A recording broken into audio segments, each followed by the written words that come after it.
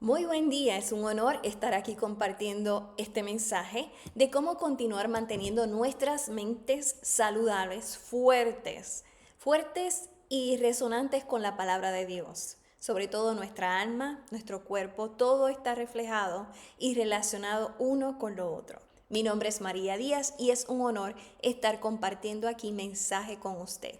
El mensaje de hoy es ¿cómo puedo saber o estar seguro de que la Biblia es verdadera?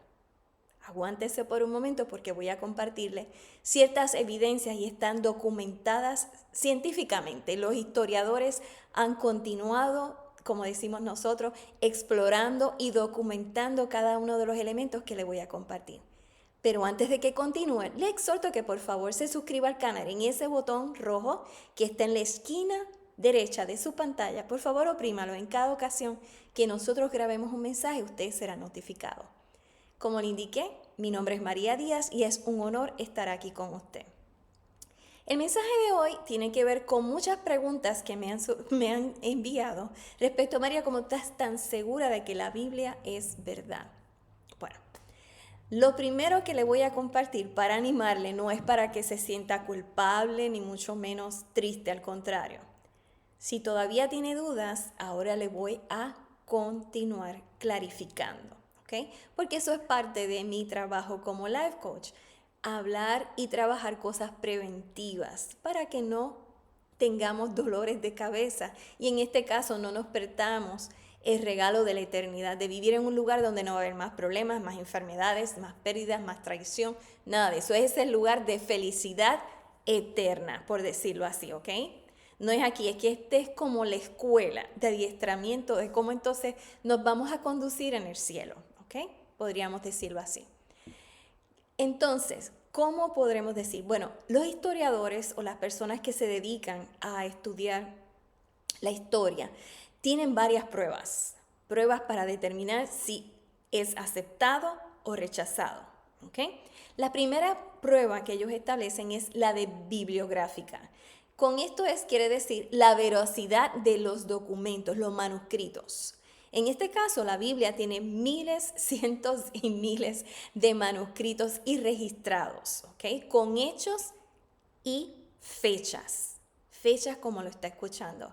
Lo interesante es que en estos registros que les comento, ninguno se contradice, al contrario, uno complementa al otro. Y fueron escritos por diferentes personas en diferentes momentos, pero todos coinciden respecto a los datos, a los relatos que están escritos, por decirlo así. Y esa es la evidencia, esa es la primera evidencia, ¿ok? Todos los antiguos manuscritos fueron comparados y se encontró que los hechos, tal y como fueron descritos, sí han sido descritos, cada uno con su estilo de, claro está, describirlo, pero todos coinciden en términos de los hechos y las fechas, ¿ok? No hay forma de entonces decir, oh, eso es una fábula, eso es una leyenda. El mejor ejemplo, búsquese en el libro de Hechos, capítulo 4, eso es en el Nuevo Testamento, en el cual se exponen diferentes relatos escritos por diferentes autores, ¿verdad? Hasta cierto punto, pero todos anuncian lo mismo y es la muerte y resurrección de Jesús y los milagros, ¿ok? Por decirlo así. Se habla de la persecución, encarcelamiento, tortura y muerte, ¿ok? Después de ese momento de Jesús y su resurrección, en el cual apareció y muchos fueron convertidos y recibieron el Espíritu Santo como regalo, muchos de estas personas, aunque fueron perseguidos, sufrieron muerte, como le indiqué, persecución, decidieron continuar distribuyendo y exhortando a otros, diciéndoles que lo que sucedió con Jesús fue real, porque ellos fueron testigos de ese momento y pudieron verlo resucitado, ¿ok? Y por eso decían, no podemos callar, es como una fuerza que tenían por dentro. Sabemos muy bien que era la fuerza del Espíritu Santo, que no podía detenerlos de hablar y contarle a otros lo que ellos habían visto y vivido, ¿ok? Esa es la primera, porque si usted conoce la verdad, no había forma de detenerlo. ¿Qué usted va a hacer? Decir la verdad, ¿no? pues eso mismo fue lo que hicieron esas personas, defender la verdad. La segunda prueba sobre la veracidad de la Biblia y la resurrección de Jesucristo es que personas tan celosas, podríamos decir, celosas en el sentido de determinadas, valientes, por decirlo así, como Saulo, que luego Jesús tuvo un encuentro con él y le cambió el nombre a Pablo. De eso estamos hablando. Saulo o Pablo, en esos momentos la gente le temía, especialmente los cristianos, porque vieron como él lo que se dedicaba era perseguir a los cristianos. Cuando vieron su conversión, muchos de ellos duraron por mucho tiempo. Y luego otros que lo conocieron y vieron su conducta y su forma de relacionarse con otros. Este hombre, Pablo, sufrió persecuciones, tortura, cárceles, hambre. En otras palabras, le temían porque era un judío fanático, hostil contra el evangelio y contra todos los que llamaban siguientes o seguidores de Jesucristo. Por eso le temían tanto. Pero cuando vieron esa conversión dijeron, no tenemos duda. Pero tomó tiempo, claro está, de ver esa evidencia de ese cambio en él. ¿Por qué? Porque Pablo, o Saulo en esos momentos, era un hombre brillante y tenía un gran conocimiento sobre la palabra de Dios. Estoy hablando del Antiguo Testamento, en específico los manuscritos del Pentateuco, por decir los primeros 5 libros de la Biblia, por estar más exacta. ¿Qué sucedió? Esta conversión llevó a que él escribiera 13 libros del Nuevo Testamento. Exactamente, de los 27 libros que hay en el Nuevo Testamento, este hombre hostil, celoso por su fe judaica, decidió, y el Espíritu Santo lo inspiró, para escribir 13 libros y sufrió pobreza, palizas, persecución, cárcel, inclusive la ejecución por su compromiso con Jesucristo. Su otro hermano, ¿de quién hablamos? Del hermano de Jesús, el medio hermano de Jesús, en específico Santiago. Santiago también dudaba de que su medio hermano era realmente llamado por Dios y hasta se mofó. Pero ¿qué sucedió? La conversión fue tan real, él vio lo que sufrió Jesús, él vio que resucitó y él se convirtió para proclamar la palabra de Jesús y fue un líder en la iglesia de Jesucristo. Sufrió y murió también por su testimonio. ¿Qué otro hermano? Jesús tenía otro medio hermano conocido como Judas, el cual no es Judas el que lo traicionó, es Judas el que escribió en el libro del Nuevo Testamento Judas. Ese libro pequeño de un capítulo, pero tan sustancioso y de alabanza y glorificación a nuestro Padre. Tercera evidencia, si continúa teniendo duda de la veracidad de la Biblia, podríamos decir que era muy difícil que alguien robara el cuerpo de Jesús. ¿Por qué? Fue sellado con una piedra grandísima y muy pesada. Eso tenía que rodarse o moverse con más de un hombre. ¿Usted cree que después que vieron todo lo que sufrió Jesús, alguien se iba a tomar la tenacidad de mover y hacer arreglos para mover la piedra de Jesús y sacarlo de la tumba cuando ya estaba muerto? No había forma. Después de ver todo lo que sufrió y cómo las autoridades estaban determinadas de eliminar el nombre de Jesús, sobre todo los fariseos y los saduceos, nadie se iba a atrever. Recuerde que fue el viernes y ese era un momento de lo que ellos llaman el sábado de recogerse, o sea que no había forma. No había forma tampoco de que nadie pudiera administrarle medicamentos. Ya él estaba muerto. No hay forma de decir, eso fue alguien que lo ayudó después de todos esos golpes. No hay medicina. No había medicina que pudiera resucitar a nuestro Salvador. Sin comida y sin agua, por 3 días, imposible tampoco. Escaparse de la tumba, mucho menos, ser una piedra muy pesada. Cuarta evidencia sobre la verdad de la Biblia y la muerte y resurrección de nuestro Señor Jesucristo es que después de que resucitó, su primer encuentro fue con mujeres. Escuche esto, fue con mujeres. Y esas mujeres fueron capaces, llenaron de valor para decirle a los discípulos que habían visto al Salvador, a Jesús exactamente. Y esas fueron las que ellas fueron corriendo a decirle, hemos visto a nuestro Salvador, a Jesús resucitado. ¿Qué le parece?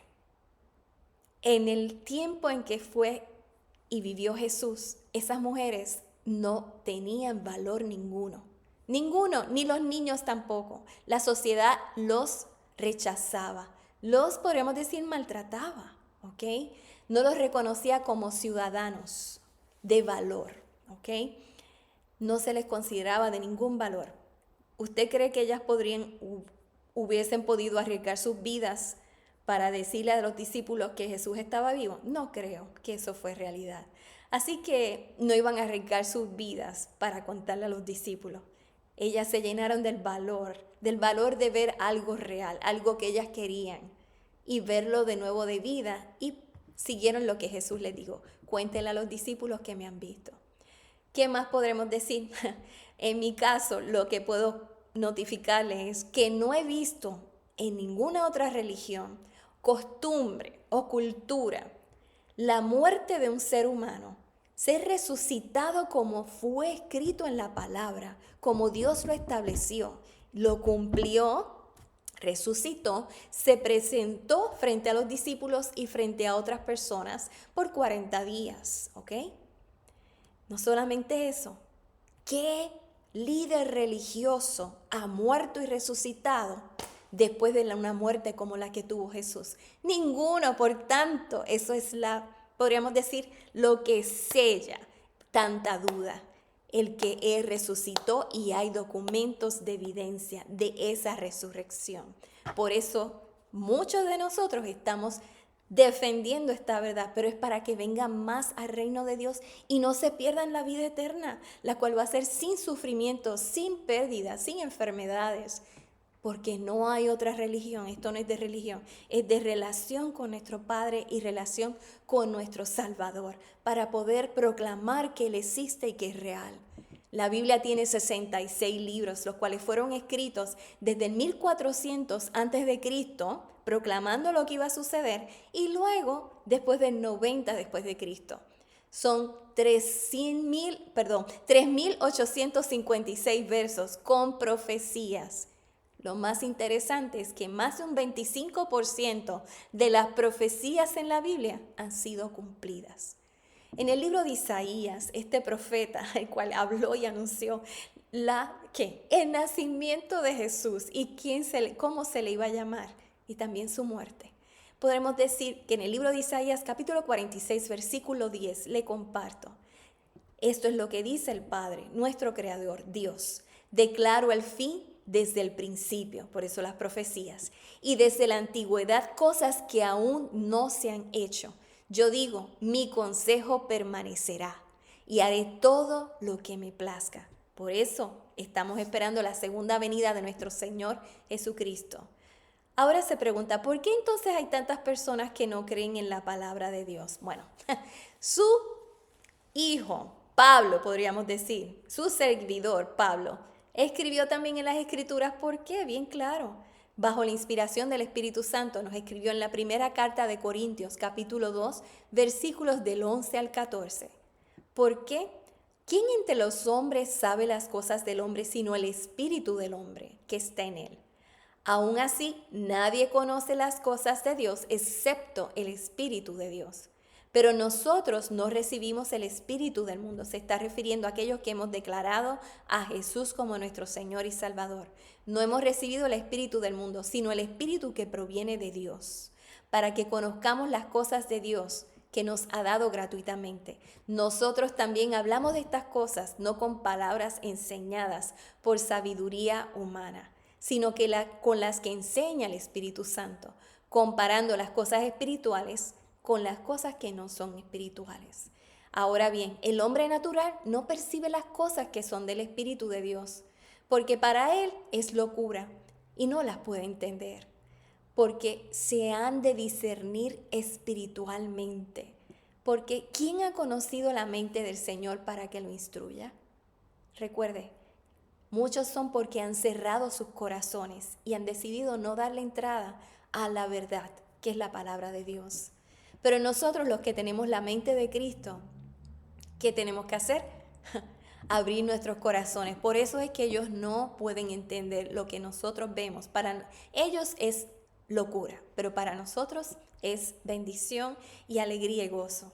Para nosotros que somos seguidores, lo que tenemos que hacer es lo que dice en la segunda carta de Pedro, capítulo 3, versículo 10, que tenemos que cuidarnos y estar atentos respecto a la segunda venida de nuestro Señor Jesucristo, porque su regreso está muy pronto y va a venir como ladrón en la noche, inesperado y sin previo aviso. Pero Él nos ha estado avisando a través de su palabra. En el libro de Lucas, capítulo 21, versículo 36, dice: por tanto, velad en todo tiempo, orando, para que seáis dignos de escapar de todas estas cosas que sucederán y de estar en pie delante del Hijo del Hombre, ese Jesús. Si usted no ha declarado a Jesús como su Señor y Salvador, le voy a invitar con esta oración. Es creer en su corazón que Él murió y resucitó al tercer día, confesar al Padre y decirle: me arrepiento de todos mis pecados. Él lo perdona. Y no solamente eso, le dice bienvenido, pero tiene que decir: perdóname de todos mis pecados, quiero hacerlo mejor. Y decirle a Jesús: ven a mi corazón, toma posesión de mí completamente. Creo que tú moriste y resucitaste el tercer día. Tu palabra dice que todo aquel que llama el nombre de Jesús será salvo. Estoy llamando a Jesús: toma posesión de mi corazón y de mi vida y de todo mi ser. De ahora en adelante quiero vivir para ti. Padre, en estos momentos confieso que Jesús es mi Señor y Salvador. Quiero vivir para Él y para ti.